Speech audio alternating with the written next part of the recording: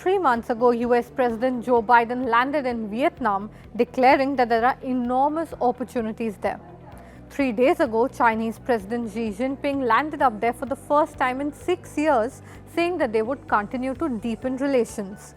This is not a coincidence.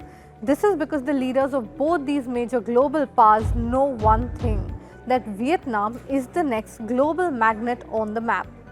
This relatively small but extremely strategically located country has actually been one of the biggest winners of the trade tensions between US and China. Global manufacturers, as we know, have been looking to diversify away from China. The China Plus One momentum started in 2018 and has accelerated hugely after COVID. And it's not just India that is gaining. Vietnam is too, and in a big way. Let's look at some facts. 56 companies moved bases from China in 2018-19 and a whopping 26 of them moved to Vietnam. This is according to a study by Nomura. In 2022, Vietnam surpassed South Korea to become US 6th largest trading partner by import value. What is really significant here though is that Vietnam's biggest exports to the US are now not textiles and not clothes.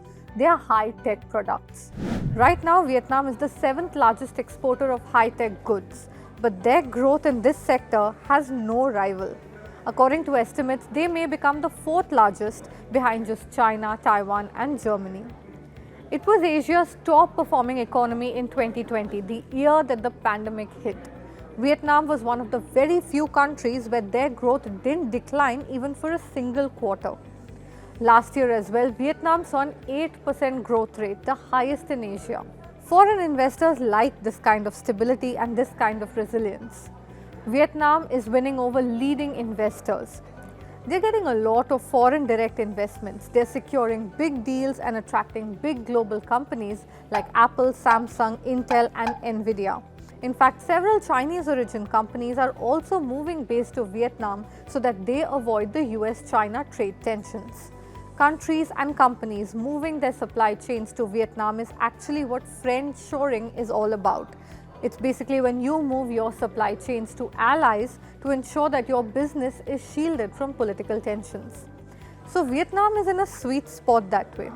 Even fintech firms who want to de-risk their exposure to the US-China power rivalry have found a neutral environment in Vietnam. Vietnam is also actually competing with India in the semiconductor race. They've garnered over $5 billion worth of investments in the space, and with the Chinese market slowing down, they've become a global hub for electronics, IT and mobile services.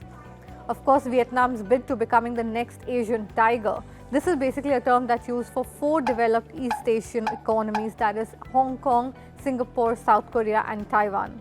So this bid has its challenges. They need to figure a way that they can reduce over-reliance on foreign innovation inputs. Almost 70% of their total export value is driven by foreign companies. Vietnam's productivity is basically not driven by domestic inputs yet.